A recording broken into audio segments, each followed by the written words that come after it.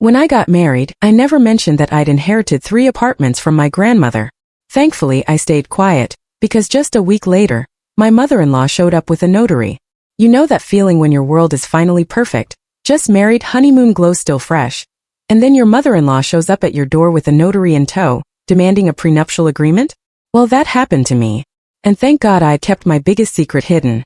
I own 3 apartments, a substantial inheritance from my wise grandmother. Margaret, my new mother-in-law, had no idea. She thought she was here to protect her son from a gold digger. She was actually about to launch herself into a family saga that would redefine all our lives. My name is Victoria, and my story begins a week into my marriage, on a Tuesday morning that should have been blissfully quiet. The persistent doorbell ripped me out of my newlywed haze. I grabbed a towel, dried my hands, muttering, "Who on earth is knocking this early?" Even at 10 a.m. those first few days after the wedding, morning still felt way too early.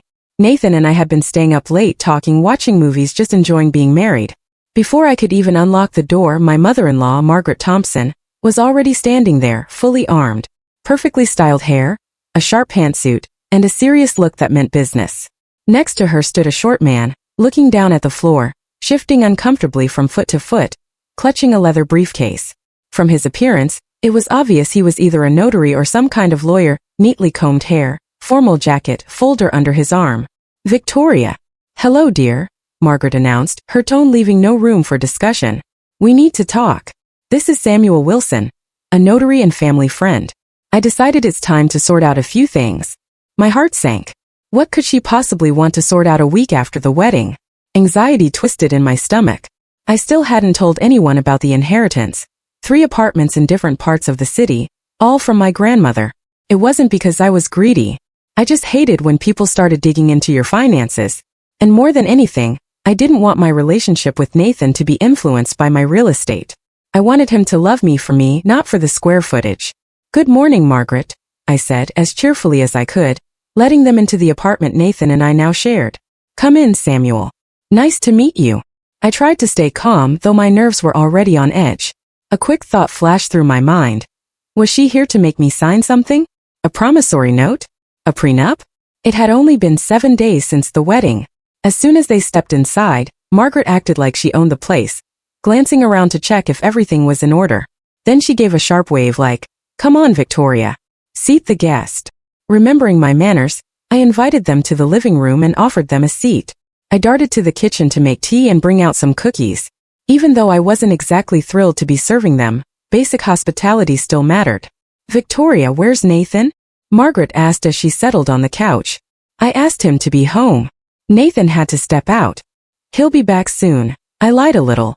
He'd actually just gone to the store and promised to be back in 20 minutes. I just needed time to figure out why she brought a notary into my living room. While I poured the tea, Margaret looked around and of course couldn't resist saying, "Things still aren't quite in order here. Young couples never understand how to keep a proper home, but we'll fix that later." I pretended not to hear her comment, gave her a tight smile and set her cup down. "Victoria," she said in a more formal tone now, "Nathan's father and I thought that now you're part of the family, it's time to take care of some paperwork. You are married now." "Yes. Yes. We just want to avoid any future issues regarding property." So she motioned to the notary, who looked like he was afraid to sink into the sofa. "Samuel has prepared some documents. We believe it's important to be fair and transparent." I tensed up. This sounded like they wanted me to sign something right here and now. "What kind of documents, Margaret? What exactly are we talking about?" I asked, trying to sound as innocent as possible. "Oh, nothing major," she said casually. "Just a prenuptial agreement and a note confirming that if something ever happens, any property gained during the marriage will be split evenly. We also wanted to clarify, just to be sure, that you didn't have any significant assets before the wedding." My heart tightened into a knot. There it is. I thought. She's fishing. But I was ready for this. I'd suspected from the start that she wouldn't be able to resist poking around in my private life. "Oh, assets." I smiled. "Well, I saved a bit for the wedding. Have a few small savings. Nothing major, really." "I see," she replied. And I could tell from her face she either didn't believe me or thought I was hiding something. "And what about property? Did you own anything before the marriage?" "You people are really nosy," I almost said out loud. But I just shook my head gently. "No, nothing serious. I used to live with my grandmother, that's all. But she passed away a while ago and the apartment was small. It went to my parents. I bit my lip, not wanting to go into details. Technically, that apartment really did go to my parents. But the other three, the nicer ones, the ones my grandmother had bought back in the day when she was still running her business. Those she left to me in her will, and no one knew except the notary who handled the paperwork. I'd asked him specifically to keep it confidential for now. So nothing. Margaret repeated, eyes wide, like she couldn't believe someone as plain as me could have married her son. Well then, all good, Samuel. Show her the agreement. I took the papers the notary handed me. I skimmed the prenup. In case of divorce, jointly acquired property. Nothing too alarming, except one clause jumped out at me. If one spouse, meaning me, is later found to have significant assets, those assets will be considered joint property unless specifically stated otherwise as premarital. In other words, they were trying to trap me. If it ever came out that I had something valuable, it would automatically count as shared, unless I declared right now that it was mine before the wedding. But if I said I had nothing, then I was signing away everything. I pretended to read the document very carefully. Meanwhile, Margaret kept talking. Nathan's a good boy, but you know how unpredictable life can be. And you, dear, come from a modest background. Why complicate things? She motioned to the notary. That's why we decided to handle this now, to avoid any arguments later. Anger boiled inside me. So, to her, I was just some simple girl with no name and no status. Fine. But I knew if I told her the truth, that I had 3 apartments rented out and was making a very comfortable monthly income, she'd never let it go. She'd probably demand I sign them over to the family, or at least offer them to relatives at a discount. I didn't want that. Most importantly, I didn't want to ruin things with Nathan. He had no idea I was wealthy, and he truly loved me for me. At least I believed he did. I need to talk to Nathan first, I said firmly, handing the papers back to the notary. I'm not signing anything without him. Margaret bit her lip, but quickly composed herself. Of course, talk to your husband, but I'm sure he agrees with me. This is for your own peace of mind. Right, Samuel? The notary nodded awkwardly. He looked at his watch. If we're signing today, we'll need to do it before lunch.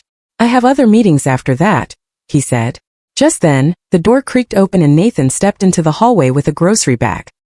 He raised his eyebrows in surprise when he saw his mom and the notary. Mom, what's going on here? He set the bag down and looked straight at me.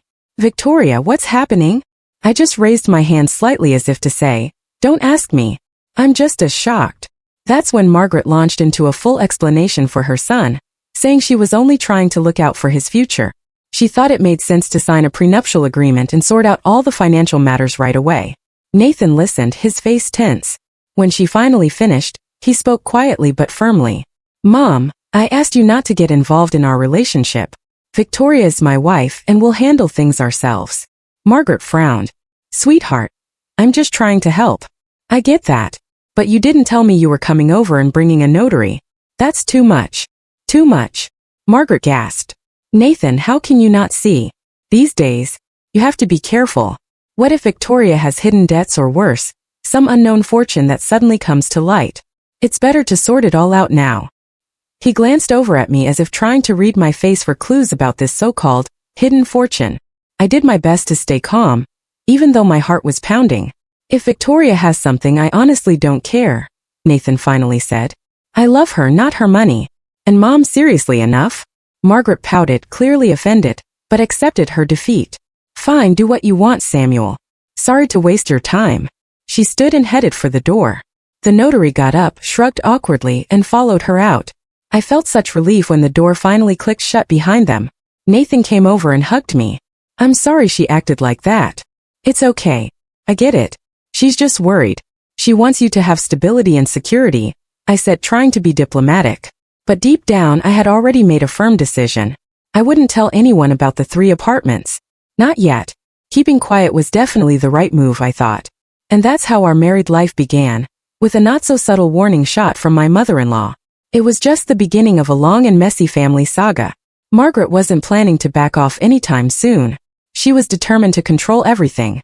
Our family, our finances, even what happened inside our home. Her attitude toward me swung back and forth. One day she'd be sweet, bringing flowers, inviting us to dinner, and the next she'd lash out, criticizing every little thing I did. To tell this story properly, and believe me, there's a lot more to it, you need to know that every chapter of our family life played out like a scene from a never-ending soap opera. And like any good soap opera, it was all about secrets, drama, and messy emotions. And yes, I had a major secret. The apartments my grandmother left me. But let's go back a bit. My life before Nathan was pretty normal. I grew up in a family of engineers. My dad was an electrician, my mom a design engineer. They both worked at the same factory. We weren't rich, but we got by. I finished school, got into university to study economics, and worked part-time at a small clothing store so I wouldn't have to rely on my parents for money. My family was fairly easygoing, especially my grandmother. She raised me to be independent and confident, always telling me I could achieve anything I set my mind to. My grandmother was a unique woman. Back when times were tough, she and my grandfather did all sorts of side hustles. Sewing clothes, trading rare items under the table. Brought in money, but it was risky. When the economy picked up, she started a small business, buying cheap apartments here and there, renting some out, flipping others. She had a sixth sense for real estate and a bit of luck too.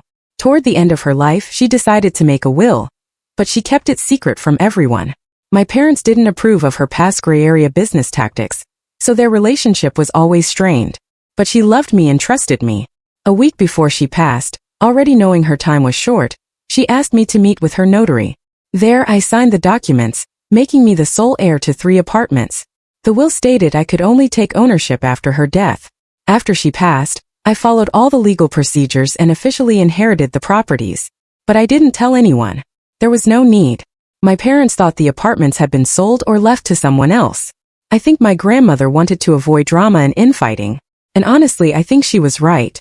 She left them to me because she believed I'd manage them wisely and wouldn't let them become the cause of family tension. But the real test of that secret came after I got married.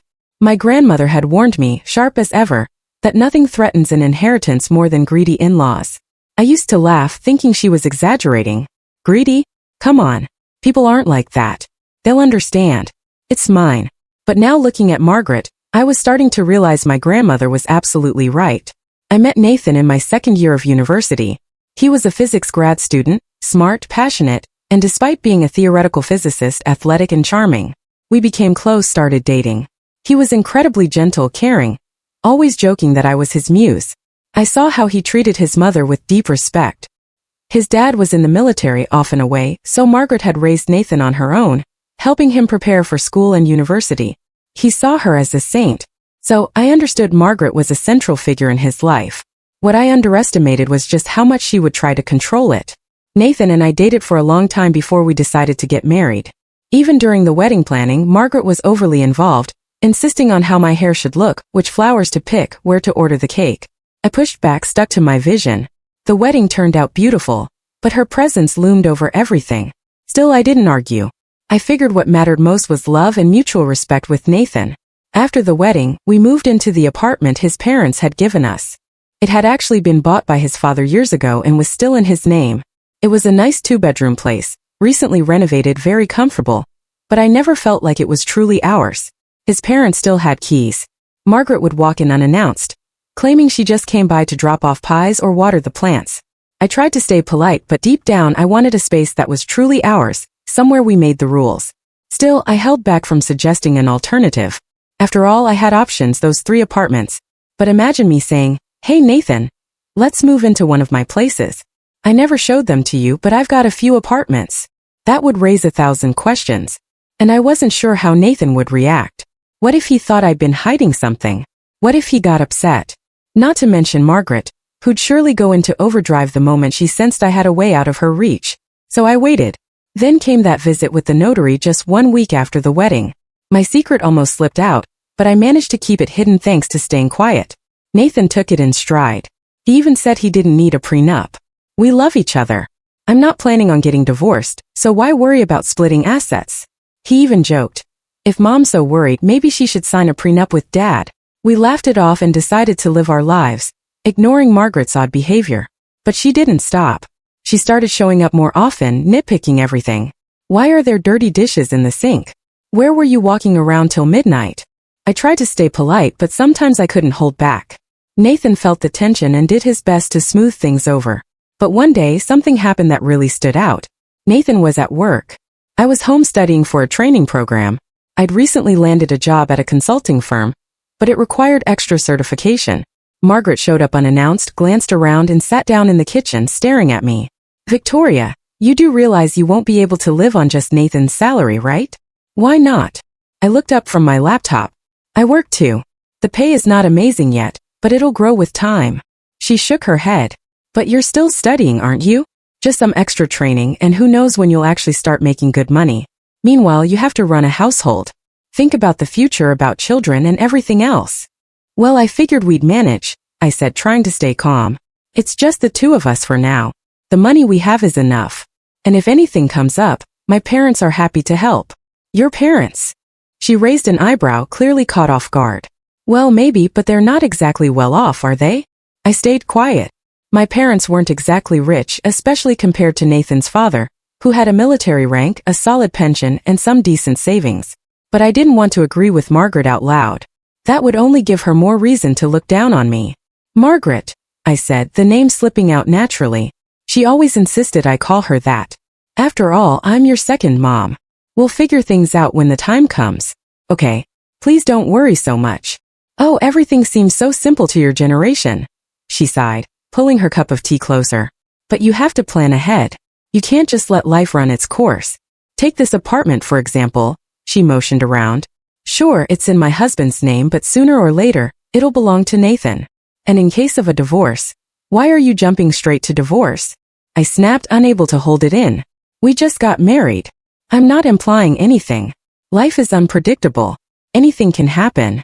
Do you two have any finances, property? Where would that come from? I shrugged. I'm only 23. I just started working. Right. But what if your grandmother left you something? I heard she had money. I felt a chill run through me. Left you something? Sounded like a bait. A test to get me to admit the truth. I closed my laptop and looked her straight in the eye. My grandmother left us warm memories and a few family keepsakes, some furniture and clothing. That's all, I said, quiet but firm. I see. She dragged out the words like she didn't quite believe me. I was just wondering. People said your grandmother was quite the businesswoman. I figured she must have stashed something away. If she did, we know nothing about it. I lied with a straight face. She studied me carefully, like she was trying to catch the slightest tremor in my voice or doubt in my eyes. But I'd already learned how to answer these kinds of questions without flinching. Well, if you say so, she finally said, standing up. Tell Nathan I stopped by. Ask him to call me. Once she left, I let out a sigh of relief. Yet again, I was reminded that telling her about the apartments would be like handing her a loaded weapon. Something she'd use to constantly intrude and control. A few more weeks passed and life slowly fell into a routine. I went to work. Nothing too complicated at first, just basic tasks at the consulting firm. I was still studying, trying to prove myself. Nathan worked at the university giving lectures, writing research papers. We mostly saw each other in the evenings, tired but happy. Everything was fine, except Margaret still showed up unexpectedly to check in. But Nathan stood his ground, telling her we'd handle things ourselves and that she needed to respect our boundaries. One evening over dinner, we decided to talk about the future. Nathan, what would you think about us renting our own place? I asked gently. But we're already living in our apartment. Why pay rent? He replied, surprised. Is this because of Mom? Not just that, I just want to feel independent. Like we have our own space. Something that doesn't come with your father's name on the deed. I get that, Nathan said, twirling his fork in thought. But think about it. Renting a decent place is what? At least $2,500 to $3,000 a month. More if we want something renovated. That could drain us. Either that or we take a mortgage, but we don't have a down payment yet. What if I could find the money or the space? The words slipped out before I could stop them. You. He smiled. What? Did you win the lottery, or are you asking your parents? I caught myself. I couldn't just blurt out the truth. I might ruin everything. Just a thought. But if we had the means, would you want to move? Yeah, I think I would. I get that this setup doesn't feel right for you, always being watched. But for now it's just wishful thinking. We're not rich yet. I nodded and said nothing. I thought, what if I just told him about the inheritance? Showed him one of the apartments, said I'd gotten it recently. Maybe it's time to be honest. But then I remembered how much he admired his mother. Her constant questions, her unannounced visits, her need to control everything. No, not yet. In any good family drama, timing is everything, and a little mystery never hurts. That's when another character entered the picture. My cousin Elizabeth. She was 27, already divorced, lived on her own, and worked for a big interior design firm. One day she called and said, "Hey Victoria, I'm going to be near your place for a project. Mind if I stop by for tea? Of course. Come by, I said. Glad for the company. I needed to talk to someone. I hadn't told Elizabeth about the apartments either, but at least she wasn't obsessed with me like Margaret. She came over that evening. We had tea in the kitchen, and she looked around our small but cozy home, asking how things were going after the wedding. I gave her vague answers at first, but then I couldn't hold it in. Let me ask you something, I said. Do you think a wife should always tell her husband if she owns something personal? Elizabeth snorted. Depends on what it is. If it's a childhood teddy bear, no. But if we're talking real estate or a lot of money, then yeah, in a marriage honesty matters. Otherwise, there will be drama. What if I'm scared he'll tell his mom? She laughed. Oh, that's what this is about. The infamous mother-in-law. Yeah, I get it. If you want to keep it from her but still be honest with your husband. That's tricky. Maybe you can tell Nathan you have some property, but ask him to keep it private. You think that would work? Depends. Is he more loyal to you or his mom? That's what you have to figure out.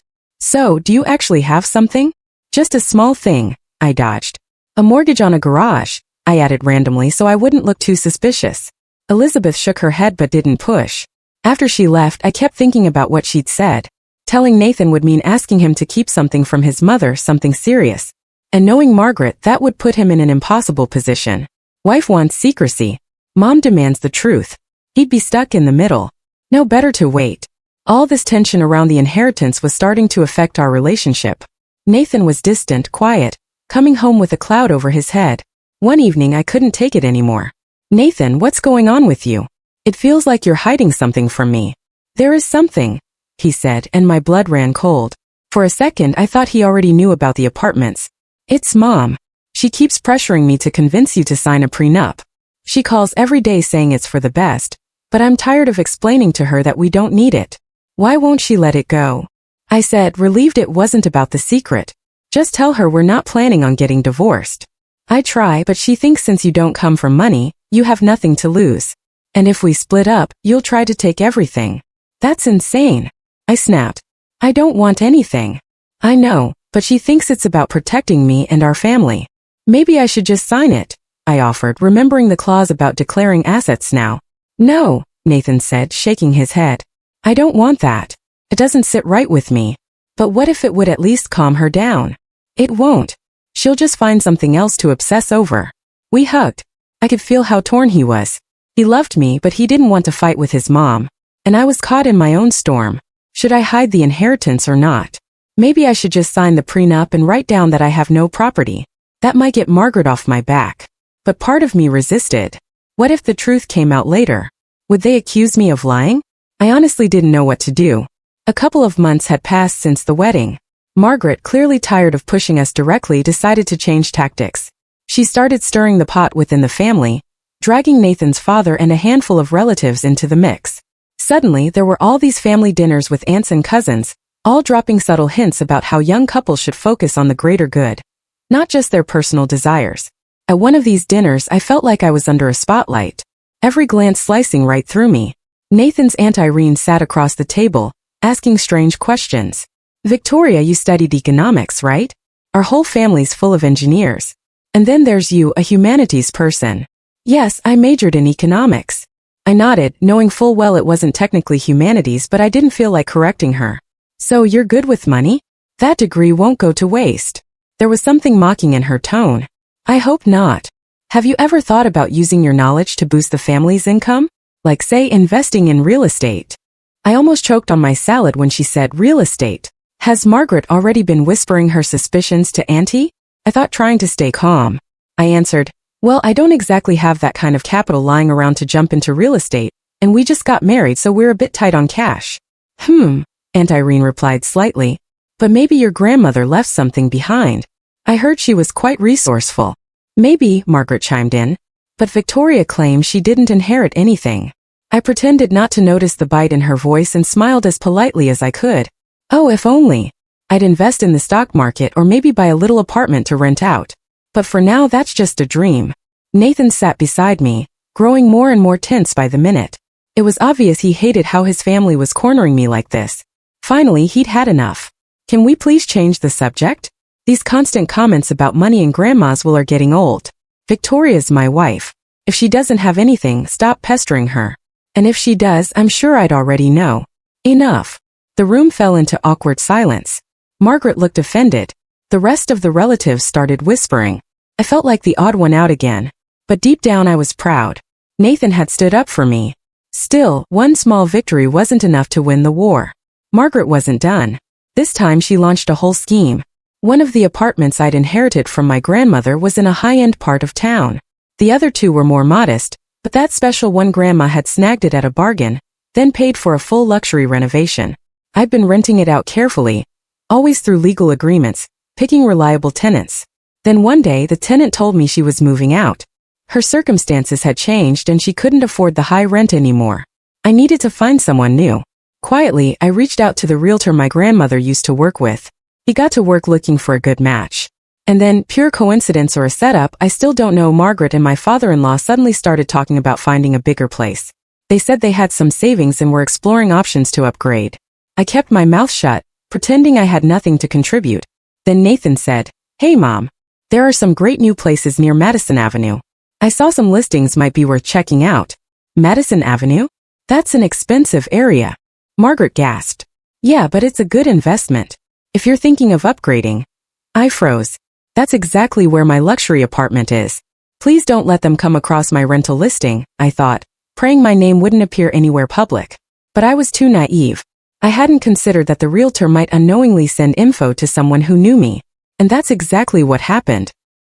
He sent a photo of the apartment's gorgeous living room with its big window and park view to a potential renter, who apparently shared it with Margaret. She recognized the furniture. Worse, the address. She vaguely remembered that Grandma used to live on Madison Avenue. That was enough to spark suspicion. Still unsure, Margaret asked the friend to schedule a viewing and take her along. They went. The realtor greeted them, led them into the apartment. Margaret immediately recognized the interior. Familiar decor. Family photos I hadn't yet taken down. She walked through the rooms soaking in every clue. When they left, she asked the realtor directly, "Who owns this apartment?" "I represent the owner," he said carefully. "We're renting it out legally." But Margaret was relentless. Maybe she offered him a little bonus. Or maybe she just wore him down. But eventually he slipped. He told her it belonged to a young woman named Victoria, inherited from her grandmother. That was all Margaret needed. The realtor called me afterward to give me a heads up. "Victoria. A woman came by today asking questions. I didn't give away too much, but she figured out it's your apartment. You might want to be ready for some follow-up." I felt the floor drop out from under me. So that's it. She knows and she won't stop at just one. That evening when Nathan got home, I was sitting in the kitchen anxious and uneasy. I knew I had to tell him. It was better coming from me than from his mother. She'd twist it any way she wanted. "Nathan, there's something I need to tell you," I began. "I've been putting it off, but I think it's time. I own an apartment. Actually 3. I inherited them from my grandmother." He froze, his hand still on his coffee mug. 3, he repeated like he wasn't sure if I was joking. "Yeah, 3. My grandmother was into real estate. When she passed, everything came to me. I didn't say anything because I was afraid your mom would turn it into a problem." "Wow," he said, sitting there in silence. "How long have you known?" "Since she died. It's been about a year. Everything's legal. I rent them out and earn income. Why didn't you tell me before?" Tears welled up in my eyes. "I didn't want to hurt you. I thought you'd understand, but I was scared of how your mom would react. You know how she is. I didn't want her trying to interfere or demanding I hand anything over or pushing us to make it part of the family's assets. I just didn't want our relationship to be about money." Nathan stared at me for a moment, then stood up and pulled me into a tight hug. "You're such a fool, Victoria," he said with a relieved smile. "But you're my fool. Yeah, I wish you'd told me sooner. But I get it. You're right about my mom. And I'm guessing she's already figured it out, which is why you're telling me now." I nodded and told him the whole story with the realtor. "I see." Nathan sighed. "All right, consider it forgiven. But no more secrets, okay?" "I promise," I said, wiping my tears. "So, what do you plan to do with the apartments? Keep renting them out? We can always use the extra income or maybe sell one and finally buy something for ourselves. We'll talk about it." Nathan sat back down, rubbing his temples. "What about my mom? She's going to throw a fit probably, but we'll handle it." He smiled. "Yeah, together we can handle anything." In that moment I realized I loved him even more than before. Maybe hiding the inheritance had been a mistake. But at least now we were united against outside pressure. Our bond had grown stronger, if only for that evening. But Margaret wouldn't be Margaret if she gave up that easily. The very next day, she called Nathan and demanded that we come over to their house. She said she had something important to discuss. We already knew that important meant a lecture and most likely more blame thrown my way. Still, we decided to go just to finally put everything out in the open. When we arrived, Margaret was sitting in the living room with Nathan's dad and of course Aunt Irene. Clearly, this was meant to be a family tribunal. We greeted everyone and I tried to act confident, even though I was shaking inside. Margaret gave me a cold stare and opened with, "Victoria, we found out that you own 3 apartments," she said, like an inquisitor unveiling a crime. "And you've been hiding this from us?" "Yes, I do," I replied calmly. "So what?" "It's an inheritance, personal property I received before the marriage." "But why did you lie?" Aunt Irene jumped in. "We asked several times and you said you had nothing." "I didn't lie. I just didn't think I was obligated to tell you," I countered. "It's personal business. I didn't owe anyone an explanation." "Well, now it's out in the open," Nathan's dad said, trying to sound more diplomatic. "Victoria, you have to understand we're family. Things like this are better shared openly. When I saw how aggressively you were all poking into my and my parents' financial background, I decided silence was safer." I admitted. "Yes, it was a mistake, but not a huge one." "Not huge," Margaret snapped. "Don't you see how this reflects on the whole family? Now people will think you've been deceiving us, or that we're gold diggers." "Mom!" Nathan stood up. "What people? Who cares what anyone thinks? This is between me and Victoria. No one else." "No, son. It's not just about you. When you got married, we all became one family. And I don't like that your wife hit 3 apartments. Who knows what else she might be hiding? Maybe she doesn't even plan on having children. Maybe she's just using our family for gain." That was too much. Something inside me snapped. "That's outrageous," I exclaimed. "What a horrible thing to say." "Mom, stop." Nathan raised his voice. "That's enough. Yes, Victoria owns some property. That's great. Why can't we just be happy that someone in the family is financially secure? Why does it always have to turn into suspicion?" "Because she kept it a secret," Margaret insisted. "That means she doesn't trust us. And if she doesn't trust us, who knows what else she might do behind our backs? Or maybe it's because we gave her plenty of reasons not to trust us." Nathan's father suddenly chimed in, making the whole room go silent. He looked straight at his wife. "Margaret, you've been pushing from the start, dragging notaries into things, forcing prenups. No wonder she kept quiet. So now you're taking her side." Margaret didn't say anything, but her face said it all. Of course she had wanted control. Of course she had plans, maybe to sell, reinvest, or decide what was best for the family. But I, Victoria, wasn't giving her that power. "Look," I said, trying to keep my voice calm. "I'm not trying to hurt anyone. I love Nathan. The apartments were a gift from my grandmother, and what I do with them is my decision. Nathan and I will figure things out together. Maybe one day we'll use the money to buy a home, or we can live in one of them," Nathan offered. "Why not? We're a young couple." "Exactly." I nodded. "We can live there or rent them out. We'll decide together.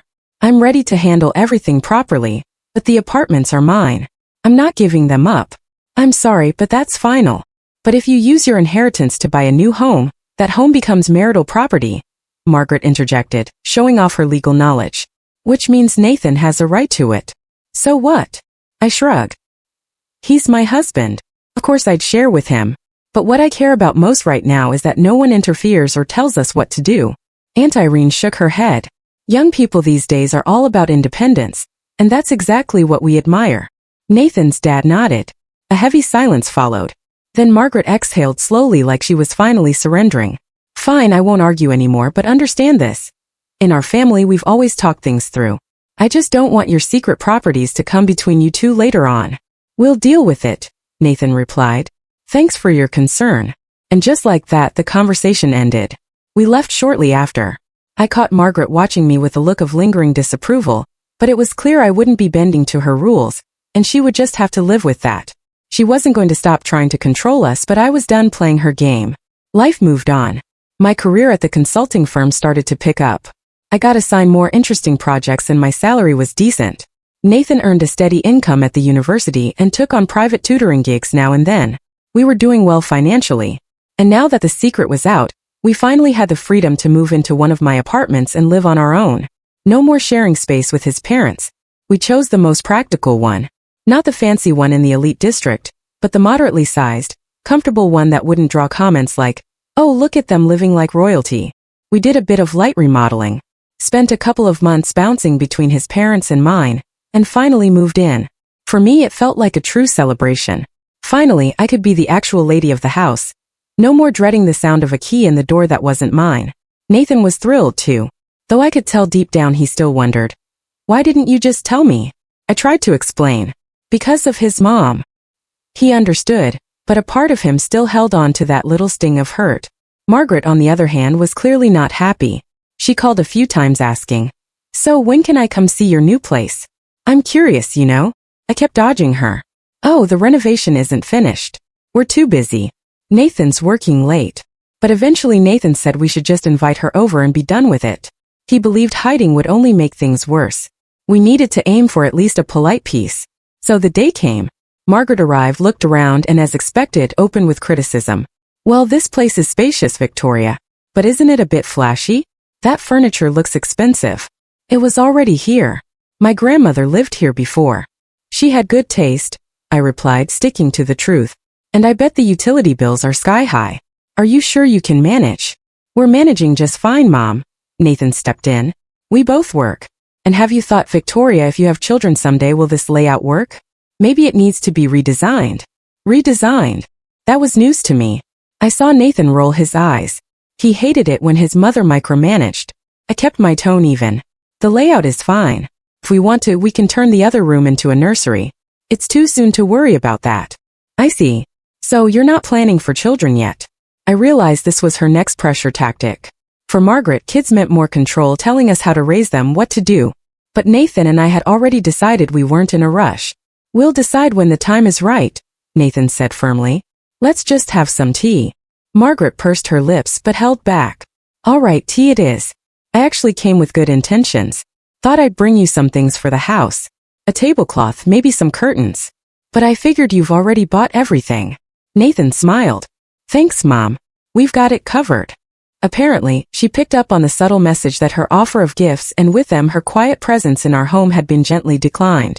Half an hour later, Margaret gathered her things and left, unable to find a single crack in our new life to wedge herself into. I breathed a quiet sigh of relief. Time went on. Things between Nathan and me were good. He'd tease me sometimes. "So, millionaire, how much did you rake in from rent today?" And laugh. I'd smile and shoot back. "Better question. How many academic papers did you publish?" Those little jokes showed how well we'd come to understand each other. But the peace didn't last long. As it turned out, Margaret had another plan up her sleeve. This time to rope me into their family business. After retiring from the military, Nathan's father had started a small transportation company. They owned a few trucks and handled deliveries. Margaret helped with the books and wanted to grow the business. And for that, they needed investment. And where better to get money than from Victoria? After all, she had 3 apartments and rental income. Why let that go to waste? We're all family, they must have thought. One day, Nathan's dad stopped by and said, "Victoria, hear me out. We've got a great idea. We want to invest in a new truck, hire some more drivers, grow the business. It'll bring in good profit. You'd get a share of the earnings." "That sounds interesting," I replied politely, not wanting to offend him. "But I'm not ready to invest in the transport business. I don't know the field, and I'm not comfortable risking my savings without guarantees." "But it's a family business," he said, raising an eyebrow. "And I'm giving you my word. We are reliable people." "I don't doubt that," I said carefully. "But business can be unpredictable. We're just now settling into our own place, and we need funds for future expenses. For now, I'd rather not invest big sums." Unlike Margaret, my father-in-law was more reasonable. He simply nodded and said, "I understand, but if you change your mind, you know where to find us." But the very next day Margaret called. "Victoria, what was that conversation with my husband? You refused to invest." "Yes," I confirmed. "I'm not ready to invest in something like that." "But we're family. Is that how you treat your own?" "I'm not obligated to fund every project someone suggests just because we're related. Of course not. But families help each other. I'll help if someone's seriously ill or in a real emergency. But putting money into a business that might fail, that's not charity, it's risk." "You don't trust us?" Her tone sharpened. I don't trust unverified investments. I'm sorry, but it's my decision. She hung up, and I knew what that meant. Another storm was coming, and I was right. Margaret started spreading the word that I was greedy, unwilling to support the family, hoarding my money for myself. I began hearing it from people I barely knew. Why won't you help your husband's family? I just waved it off. I don't owe anyone an explanation for my financial decisions. Nathan stood by me. He said it was my right. But even he couldn't stop his mother from talking. We started seeing her less and less. At family gatherings, she would pretend I wasn't even there, speaking to Nathan through me as if I were invisible. He hated it but tried not to stir things up. I didn't want to escalate either, but deep down I knew things would probably stay like this. Margaret had lost her chance to control my money and my property, so now she just sulked and gossiped. Life, however, has a way of putting things in perspective. The transportation business hit a rough patch. Competition increased and some legal issues cropped up. They had to dip into their savings and ended up with almost nothing. Margaret was furious, angry that I could have helped but didn't. Still, the truth was clear. If I had invested, we would have lost that money too. My doubts had been justified.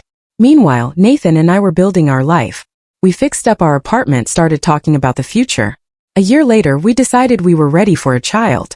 I got pregnant and we had a beautiful baby boy. We named him Paul. Of course, Margaret was thrilled to have a grandson. She rushed to the hospital with flowers, all smiles, pretending all past grudges were forgotten. But the moment I got home and started raising Paul my way, the old patterns returned. Suddenly everything I did was wrong. How I fed him, how I dressed him when I took him outside. And then the hints began again. Maybe you could let us stay in one of your apartments while we're struggling. We could rent it out, rebuild the business, and pay you back later. Mom, stop. Nathan cut in. We're not discussing this. That was the moment my grandmother's advice finally came into full clarity. Don't tell anyone about the apartments. No one but your husband, and only once you're sure of where he stands. If his family starts pressuring you, stay silent as long as you can. In the end, I didn't stay silent forever. But I held the line long enough to keep control over what was mine. And because of that, I held on to control over my life. I guess you could say that's where our story ends. But in family dramas, nothing really ends forever. Still, here's the point. I got married, didn't mention the inheritance. A week later, my mother-in-law showed up with a notary trying to lock me into a contract. I said nothing, and that silence protected my property. Later, when the truth came out, Nathan stood by me. We went through fights, tension, and plenty of drama, but our love held firm. And my status as the daughter-in-law with 3 apartments that stayed mine and mine alone. Today we're just living our life, raising our son. I'm still working in consulting. Nathan's still at the university. Margaret still tries to interfere now and then, but Nathan and I handle things as a team. We don't let her cross boundaries, but we do our best to show respect for her role as Nathan's mother and Paul's grandmother. Looking back, I don't regret hiding the truth. Maybe I should have told Nathan sooner, but at the time, I saw how hard it was for him to stand up to his mother, and I truly believe our relationship might not have survived that early storm. We needed time to become stronger, more grounded in who we were as a couple. And we got there. No notary, no manipulation, no amount of pressure from Margaret could break what we built together. In that, we were stronger than she ever expected. And now when I think back to that day, the doorbell ringing, and Margaret standing there with a notary, I just smile. Good thing I kept quiet. I sometimes say to myself, and I know deep down that my gut was right. Yes, honesty is important in marriage. But when you're dealing with a family that can be overbearing and manipulative, sometimes silence, at least at first, can protect everything you've built. Now Nathan and I have no secrets between us, and that's what matters. As for Margaret, she has her own path. Maybe one day she'll accept my choices. And if not, well, we've learned how to live without her approval. So this is a story about boundaries, about how sometimes those boundaries take the shape of 3 apartments left behind by a wise grandmother, and how silence, when used wisely, can save a family from disaster. It might sound like a paradox, but it's the truth of my life. And if there's a lesson here, it's this. Don't rush to show all your cards. Wait until you're sure the person beside you values you, not what you own, and that their family won't try to use your trust against you. Of course, our journey isn't over. We're raising a son, thinking about having another child, continuing our careers. Margaret will no doubt keep trying to push her way back in because family drama never truly ends. But we've been through enough to know how to handle it. And if anyone ever shows up at our door with a notary again, this time, I'll be ready with paperwork, boundaries, and all the confidence I need to protect what's mine. Because life has taught me one thing. Everything emotional and material should be protected, both legally and personally. That's how you make sure no surprise relatives with papers can ever shake your peace again. I look at my little son peacefully sleeping in his crib and think, may he grow up surrounded by love, free from any sort of family manipulation. Nathan and I will do everything we can to make sure he feels happy and secure. And as for my apartments, maybe one day when he's grown, one of them will give him a head start in life. That'll be my gift to his future. But that's another story. So that's how it all turned out. The beginning of our marriage was loud and messy, like something straight out of a family drama. Accusations, notaries, family interventions, arguments about money and inheritance. But we made it through. And the moral of this long story is simple. Love each other, trust each other, but never let even your closest relatives cross your personal boundaries. And if you have an inheritance, be prepared. Someone will come for it. Still, if you've got someone by your side who truly loves you and stands with you, even the most persistent notary won't scare you. That's my story. No magic, no miracles, just real life, raw emotions, drama, and in the end, strong love. And so I wrap up this tale about how sometimes keeping quiet can be your greatest protection. I look at my now 2-year-old son and can't help but smile at how curious and clever he's becoming. When Paul was still tiny, lying in that crib, I thought the hardest part was behind us. We had defended our independence. We'd carved out our own space, dealt with the inheritance, and created a stable family life. But life, as always, had new twists in store. And our family saga kept unfolding. Still no magic, but plenty of emotional ups and downs. First, things were relatively calm. We were enjoying parenthood. Nathan was enthusiastically buying toys and books, and I was juggling work and household chores.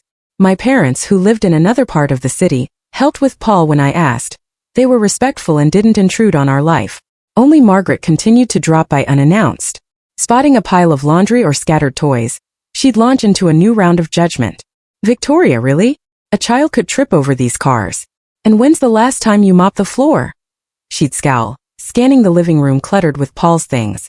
We're fine, Mom, Nathan would say, trying to distract her from my housekeeping crimes. Paul likes it here. It's his space, and anyway, we just got back from a walk. Didn't have time to clean up yet. Honestly, compared to the time she showed up with a notary or demanded money for a business, these little complaints barely registered. We were used to them. We'd think to ourselves, whatever. At least she's not poking around in our finances.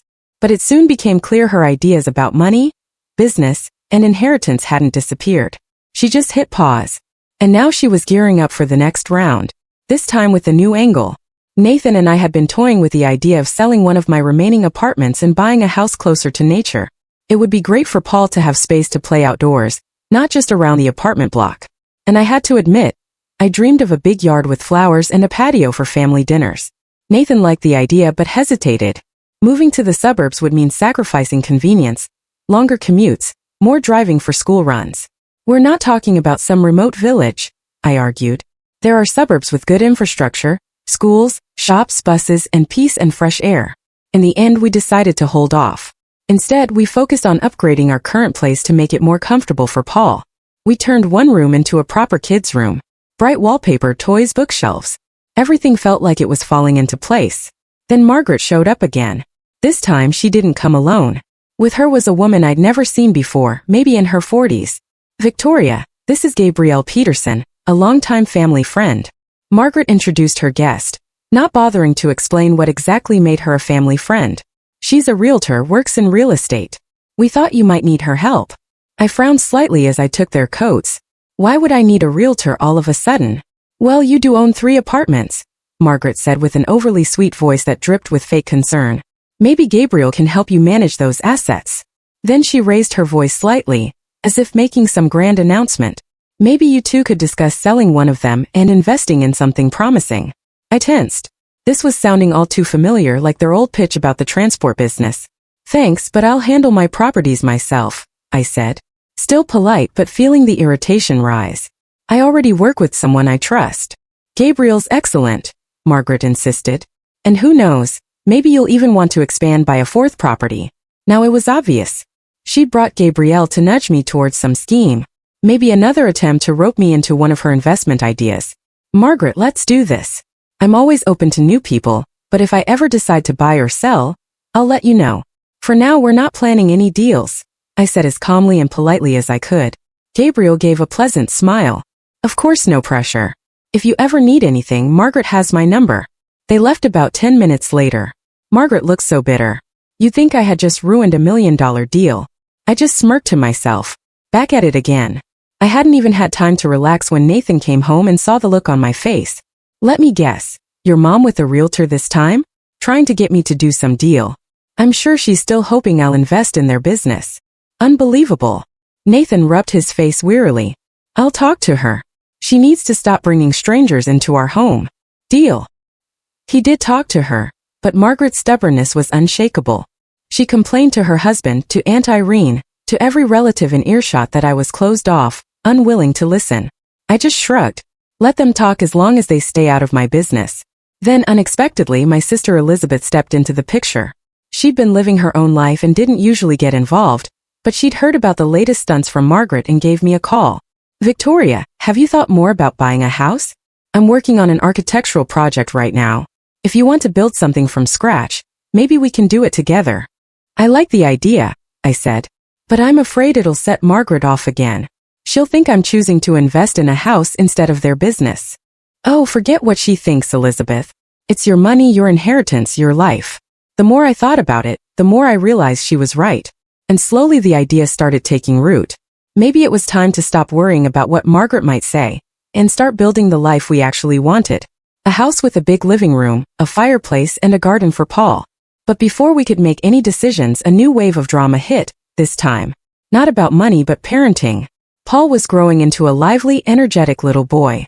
When he turned 3, we enrolled him in a great nearby preschool. And right away, Margaret turned on her watchdog mode. Are you sure that place is good? I heard the teachers are strict.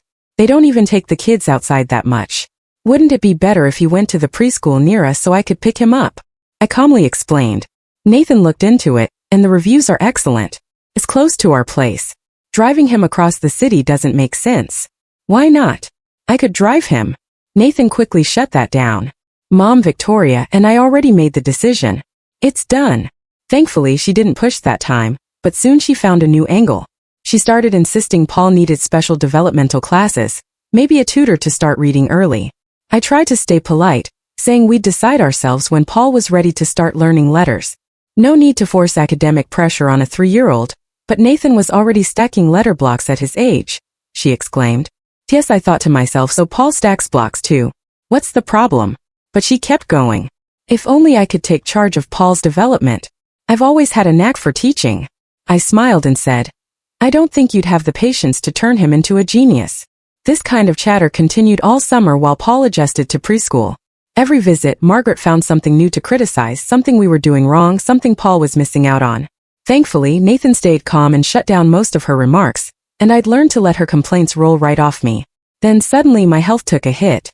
I had to step back from work and even ask my parents to help take care of Paul. It all happened so fast. I started feeling constantly exhausted.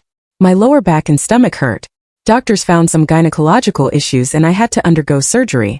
Thankfully, it wasn't anything critical, and within a month I was back on my feet. But that period really shook up our family life. First of all, Margaret suddenly tried to step into the role of primary caregiver. She showed up at our place and said, Victoria, you've got surgery coming up. You can't take care of the house or the baby.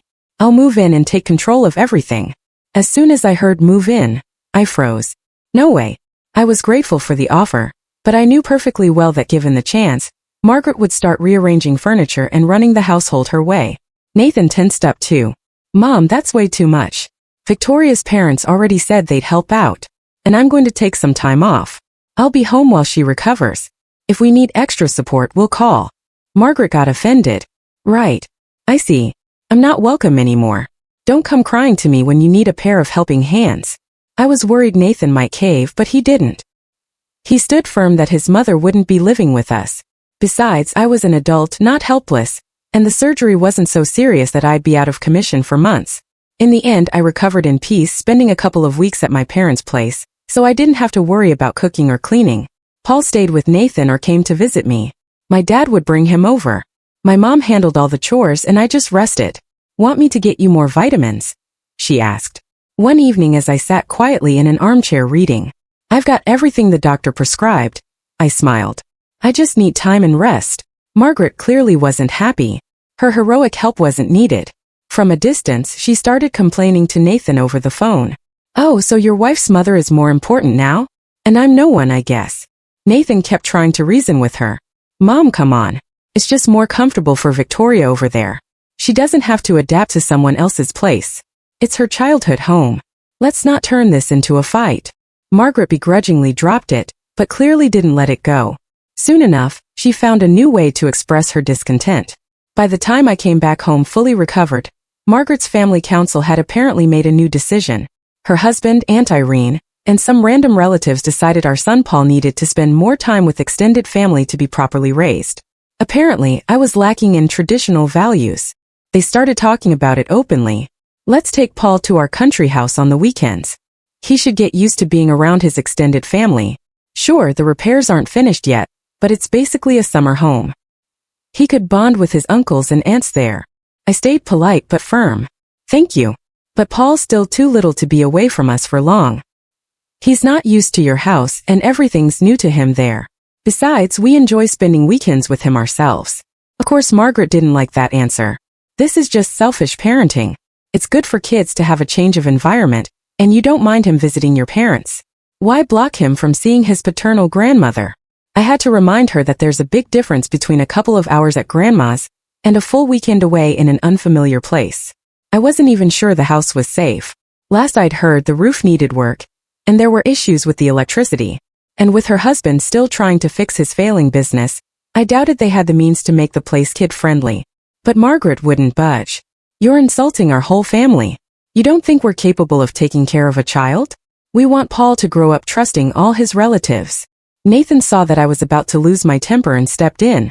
Mom, we're not against visits, but Paul's still more comfortable with us. Let's give it time.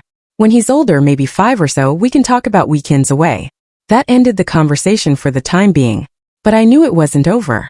I could see it in Margaret's eyes. She was already plotting her next move, still determined to prove she was the one who called the shots in this family. While all this drama was playing out, my sister Elizabeth was climbing the career ladder in interior design. One evening she called full of excitement. Victoria, you won't believe it. I'm working on a premium suburban development. They're going to start selling lots and houses soon. Pricey, but the area is amazing. You and Nathan ever think about investing in something like that? Got me thinking. We were happy with our apartment, but long-term I'd always dreamed of having a house, at least for weekends and holidays. I brought it up with Nathan. Let's check it out, see where it is and what the prices are, he said. If it looks promising, maybe we buy a lot and build later. We went to see it. It was about an hour outside the city, surrounded by forest, near a river, clean air, peaceful vibe. But yeah, not cheap. I figured if I sold one of my mid-range apartments, it would just about cover the lot. The only question was it worth it? Building a house isn't quick or cheap. Back home, we started weighing our options. You know, Nathan said, I really like the place, but let's be honest. If we buy the lot, we'll still have to pay for utilities, designs, construction. We don't have enough saved to do it all at once. It might just sit there empty for years while we go barbecue on the weekends. Might be smart, might not. Then again, the value could go up. It's an investment, and if we change our minds, we can always sell it. After a lot of back and forth, we decided to go for it.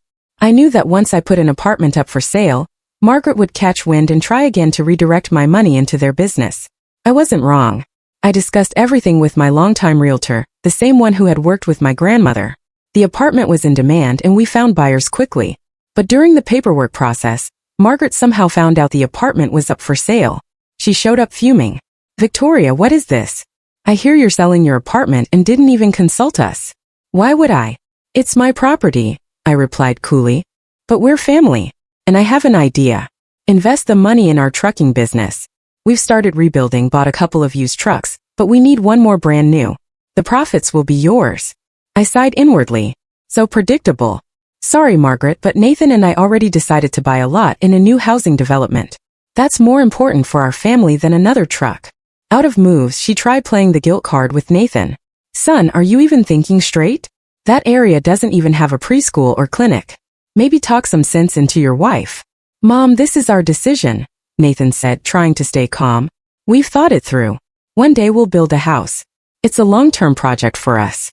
You'd be better off putting that money toward Paul's education abroad, she shot back. That house will just end up half-built and abandoned. I realized then there was no point trying to reason with her. Sure, we didn't know yet how we'd fund the construction, But just knowing we'd have a piece of land and the option to live outside the city gave us peace of mind. I stood firm. We've made our decision. The sale is nearly finalized. The money will go straight into the land. Margaret went quiet, then muttered, "You'll regret this," and slammed the door on her way out. We sold the apartment and bought the lot. Now we just needed to figure out when to start building. We weren't in a rush. We wanted Elizabeth's help with the design, time to save up, and to avoid living in the middle of a half-dug foundation. Everything was going pretty smoothly until Margaret hit us with an unexpected move. She decided to drag my parents into the drama. One day I got a call from my mom.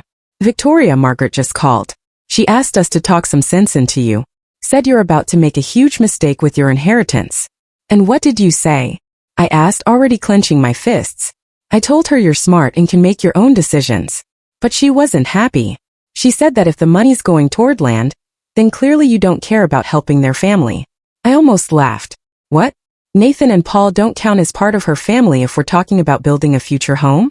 But I wasn't laughing for long. It was clear Margaret was now trying to recruit allies, even pressuring my side of the family. "Mom, don't worry. I've got everything under control. Margaret's just stressed because of their business problems. She wanted me to give her the money for trucks, but you know it's my money, my life." "Of course, sweetheart, don't worry. We're with you." That helped me calm down a bit. But inside, a quiet fury was building. I really wanted to shut Margaret down once and for all so she'd never try to pull this again. Still, I kept myself in check. I knew an open confrontation wouldn't bring us peace. The next day, Nathan suggested, "How about we invite both our parents to dinner? A nice restaurant, try to smooth things over, show everyone we're all about respect, and maybe end these silly power plays." "You really think it'll work?" I asked, skeptical.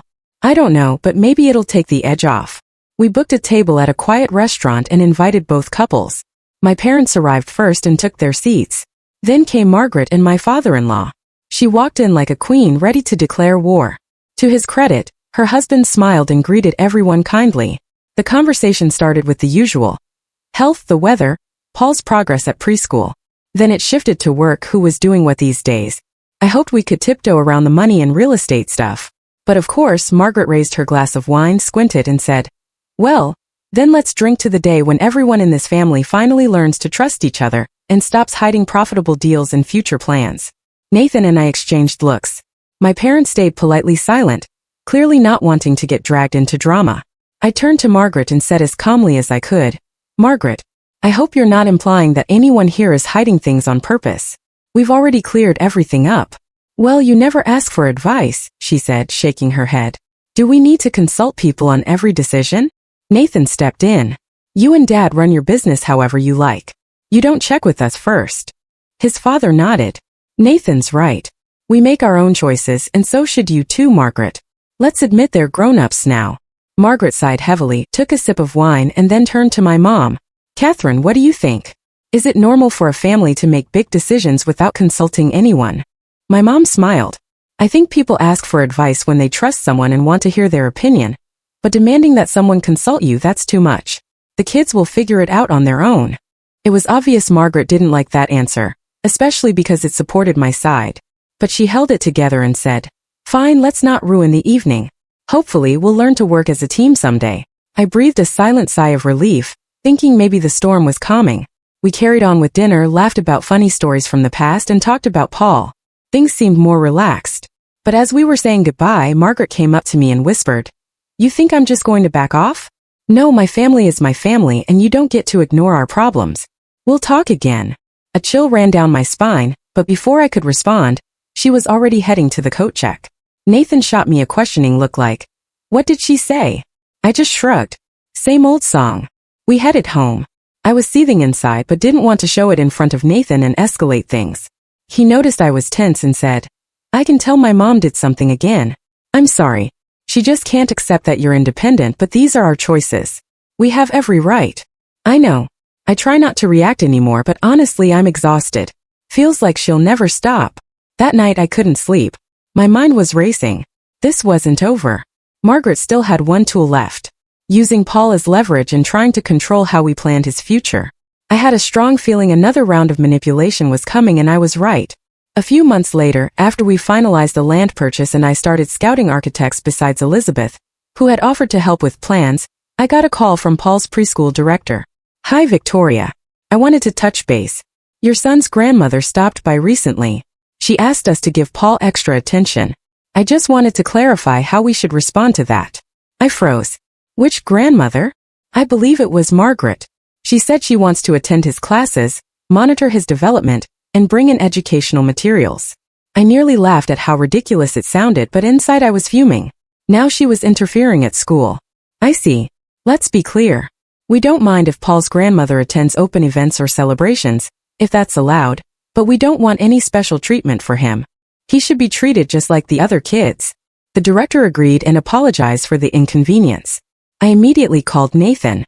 Did your mom seriously go to Paul's preschool and start making demands? What? Nathan was furious. I had no idea. I'm calling her right now. Later, he told me Margaret had tried to set up private lessons for Paul, and even wanted to sit in on them herself. The director had refused, explaining it went against school policy. Margaret then insisted they focus more on reading with Paul, and handed over books she brought from home. Nathan had a talk with her and told her to stop doing things behind our backs. Her reaction was exactly what we expected. I was only trying to do what's best for my grandson. You're bad parents if you don't support his advanced learning. We just looked at each other. What advanced learning? He's 3.5. He's doing just fine. Amidst all this, Nathan and I started to really cherish the moments when it was just the three of us. Weekends at the zoo, walks in the park, or little trips to our plot of land, where we'd only just marked the boundaries and built a small shed for tools. Paul would run through the grass laughing, and we'd feel this overwhelming sense of freedom. Out there, we were far from the city noise, from Margaret's calls, her criticism, her advice. One afternoon, sitting on folding chairs next to our still empty plot, I said to Nathan, "Hey, what if we put up a tiny summer cabin here? Just something simple and wooden so we can stay overnight, and then when we save up more, we start building for real." Nathan lit up. "That's an awesome idea. It'll be our little oasis. Honestly, I'm already thinking if I can work remotely, we could spend the whole summer out here." Right away I pictured it all in my head. We're living in a simple little house. Paul running around the yard in the morning, kicking a ball, a few small garden beds with herbs, us grilling in the evening, and at sunset just listening to the birds. It felt like the perfect escape from endless family drama. But we both knew if Margaret ever found out about this plan, she'd try to insert herself into it somehow. And technically, nothing's stopping her from buying a plot of land next door and moving right in. What then? Would we end up living under constant surveillance? Let's just hope she doesn't decide to follow us there, Nathan said, reading my mind. Don't even joke, I muttered. But honestly, those plots are expensive for now, so she probably won't take the risk. Things aren't exactly great with their business. Nathan nodded and put his arm around me. We sat there watching Paul chase soap bubbles through the grass. I wanted to believe we'd be okay. But being part of a family soap opera means surprises never stop. And sure enough, one hit us just when we least expected it. The heating system in our current home, the apartment we had bought and were living in, suddenly broke down. The pipes were ancient, never replaced even back when my grandmother lived there. We hadn't done a major renovation either. Kept pushing it off as something for later. And now in the middle of winter, the pipes started leaking. One of the mains even burst. We called the plumbers, but it took them a few days to fix everything. The apartment got damp, Paul started coughing, and Nathan was fuming because the repairs were going to cost a fortune. That's when Margaret showed up. "I told you need my help with this kind of stuff. This is a full-scale overhaul, and you can't handle it on your own."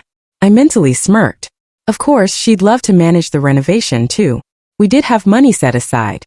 Thankfully, I was still earning from renting out the other 2 apartments, and Nathan and I had savings for the house. But replacing the entire heating system was still a big expense. "Thanks for your concern, Mom," Nathan said calmly. "We've got the funds. We'll hire good specialists and make sure it's done right.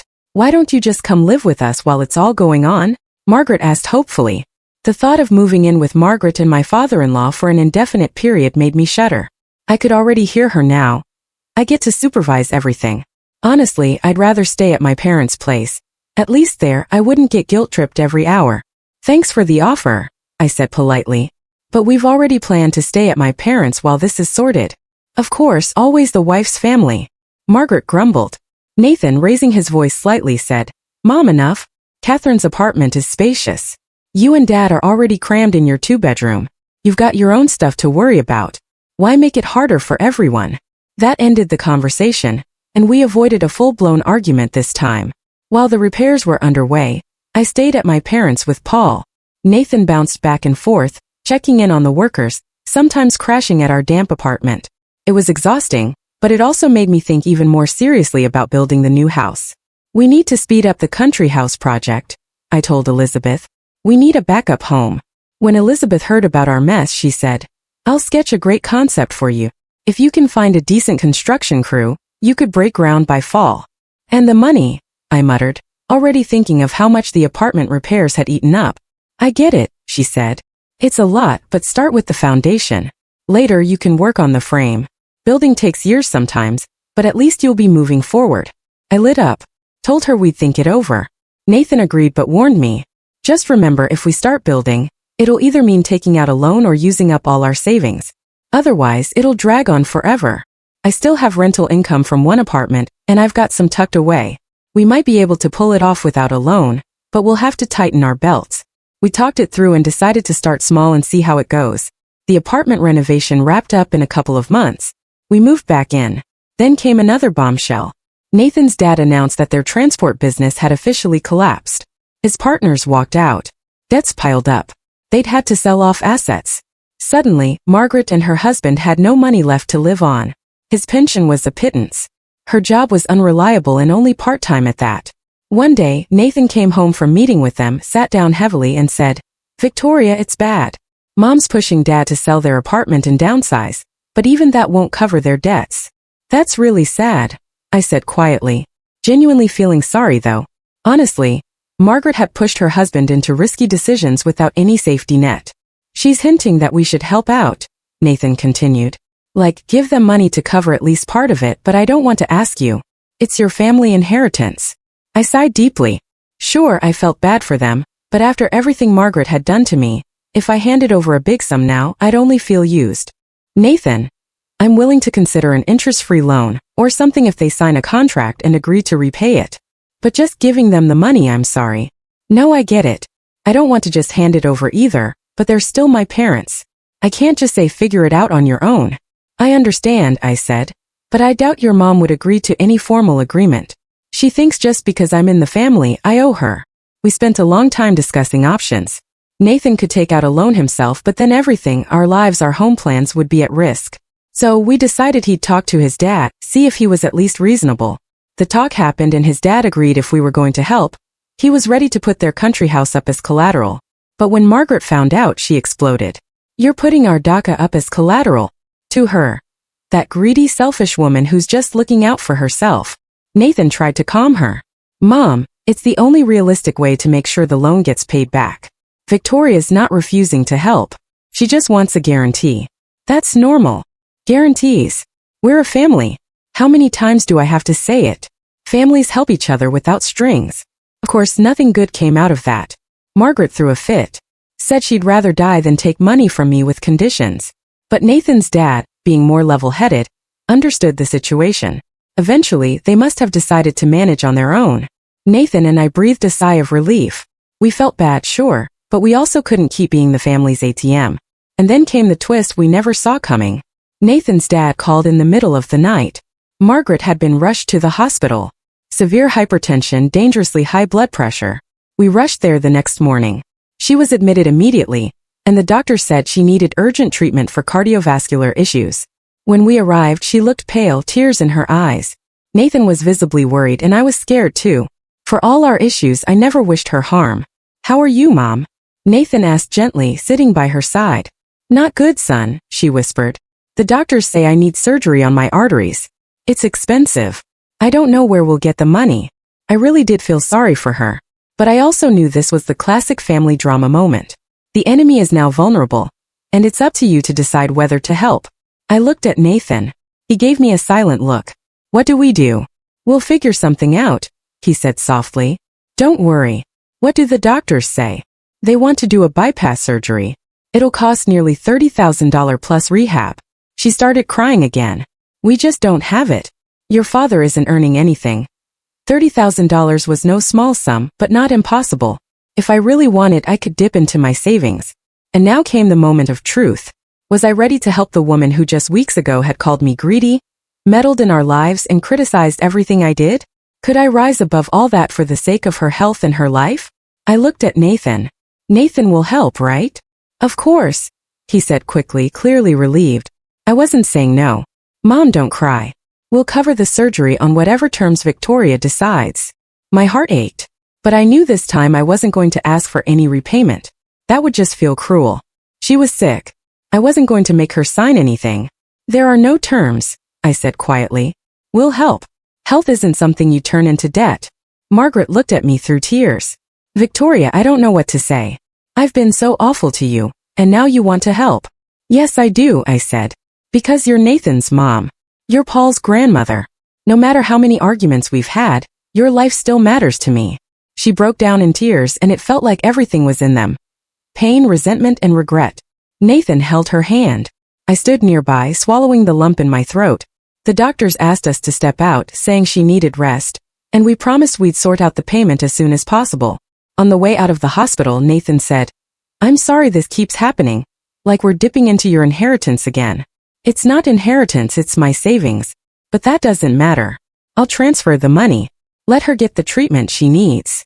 Thank you, Victoria. I love you. He took my hand and I felt this deep sense of relief. No matter everything that had happened, we weren't going to let her die just because she didn't have the money. Maybe, just maybe, this would finally soften her heart toward me.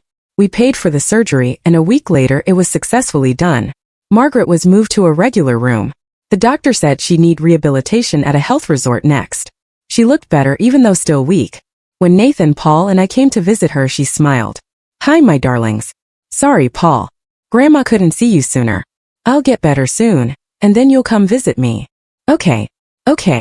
He beamed. He didn't really grasp how serious everything had been. I noticed something had shifted in Margaret. She was warmer toward me. I guess a health scare has a way of changing your perspective. She quietly called me over to her bed, asking Nathan to keep Paul busy. Victoria, I need to say something. I'm really grateful for your help, and I want to apologize. My whole life I believed that if someone in the family had money, they should share it and follow the family's rules. But you've always had your own mind. And I fought that. I understand, I said, sitting down. You did what you thought was best for your son. But I was wrong. I'm sorry for bringing a notary to your door during your first week of marriage, for pushing that prenup, for pressuring you to invest in our business, she said, her voice low with shame, and for trying to manipulate things to your son. What matters is that it's all behind us now. I felt a warm wave rush through me. Focus on getting better. When you're out of here, let's try to build a more peaceful relationship. She nodded and tears welled up again.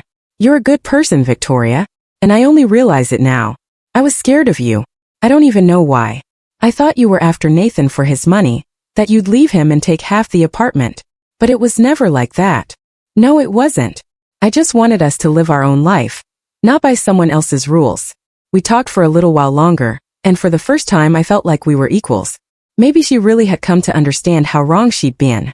As we left, Nathan hugged me and said, looks like things are finally changing. Who would have thought it would take a health scare to get here? Life has a weird way of teaching us things, I said. The next couple of months Margaret went through rehab. We paid for her stay at the sanatorium. I'd stopped counting the cost after years of fighting. I just wanted some peace. Even my father-in-law seemed a bit warmer toward me now. He probably saw that I didn't abandon his wife when things got tough. In the evenings he'd call Nathan to give updates and thank us for everything. When Margaret came home, we threw a little celebration, set the table, invited my parents and Aunt Irene, who was also happy to see Margaret recovered. We gave her small gifts. And for the first time in years she raised a toast and said, Victoria, I want everyone here to know you're not just my daughter-in-law. You're truly part of this family. You didn't just help me get better. You helped me face my fears. Thank you for teaching me to respect someone else's boundaries. I sat there smiling, hearing the sincerity in her voice. I kept thinking, did we really just reach a truce? Maybe after all those years of battle, we were finally heading toward peace. Of course, life's never completely perfect. There are always little things that pop up. Margaret still offered parenting advice now and then, sometimes a little too eagerly, but it wasn't aggressive or critical anymore. It came from a genuine desire to help. She stopped hinting that I owed them anything financially and began to respect that I had my own path. More than that, she started appreciating my professional skills. Victoria, you know about finance. Can you help your father and me figure out how to refinance our loan? She asked one day calmly, without that usual controlling tone.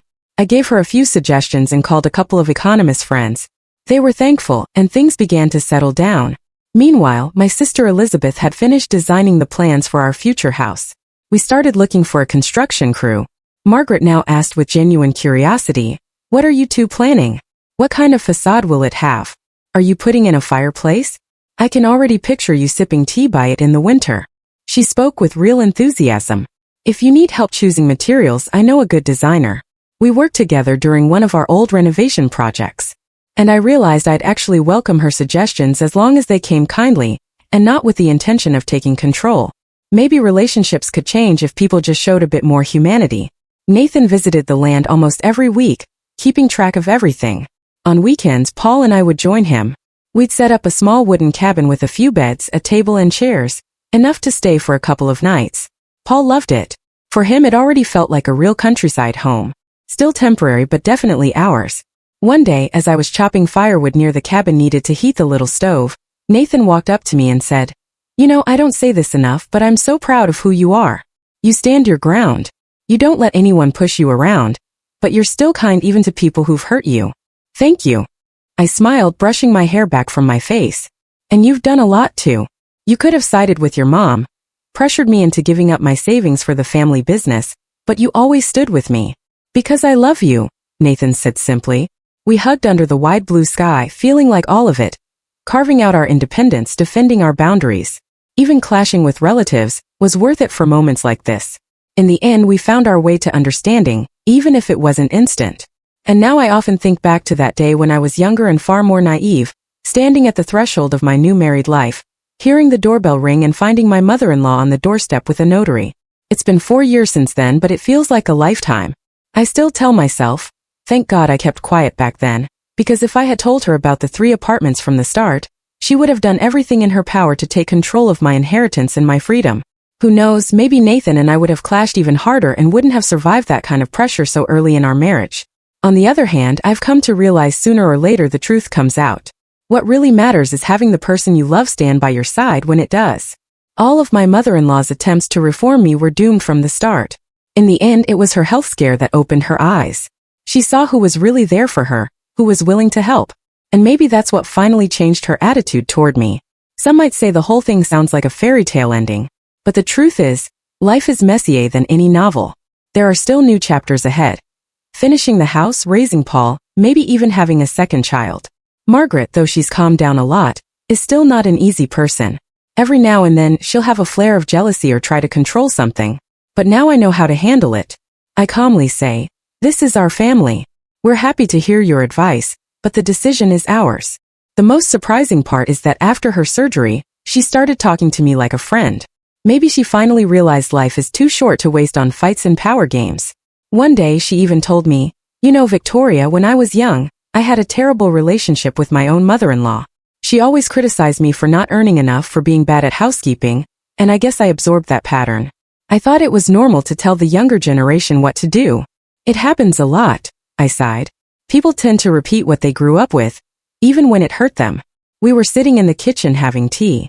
Nathan and Paul were in the other room building something out of blocks. And for the first time, I didn't see Margaret as some all-powerful critic. I saw a woman who had faced her own fears and insecurities. "It's a shame it took me this long to realize," she said, looking out the window. "But thank you for giving me the chance to make things right." My heart softened and I realized I was genuinely glad. Somehow we had gone from being adversaries, or at least rivals, to being people who could talk, listen, and support each other when it mattered. As of now, life is calm. We're still living in my grandmother's apartment, which has truly become our home. Meanwhile, we've started building on our plot of land. Paul goes to kindergarten. This fall, he'll start a prep program for school. Margaret picks him up sometimes when we can't, and they found their own rhythm. Her special methods now just mean reading fairy tales together in the evenings.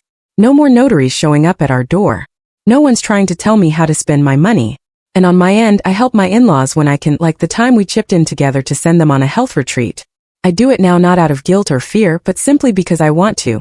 Sometimes when I share old family stories, my friends ask, "Wait, your mother-in-law the same one who used to be awful?" I smile and say, life changed and we changed with it. Most importantly, I learned to set boundaries and not let anyone cross them. That, I think, is the real outcome of this long story. My marriage to Nathan was tested by fire, from my inheritance to his mother's influence, and the way we made choices together. But we came through stronger, more united than ever. We share the same goal now. To live with love, raise our children and build a home. My financial independence is still intact. I still rent out the last apartment, which gives me a safety net. Since Margaret recovered, she's let go of a lot of her illusions. She stopped believing money solves everything. She's come to see that what matters more is an honest relationship with her son and with me. That's the foundation we're trying to build on. Yes, we still see life differently, but the aggression and need to dominate are gone. Sometimes I think back to those early days after the wedding, the very beginning, when Margaret showed up with a notary and demanded a prenup. I think how differently things could have turned out if I'd folded then or if I'd fought back too hard. Thankfully, I had the sense to stay quiet at the right moment, to protect what was mine, and to find a balance between independence and keeping peace in the family. I suppose you could call this a happy ending.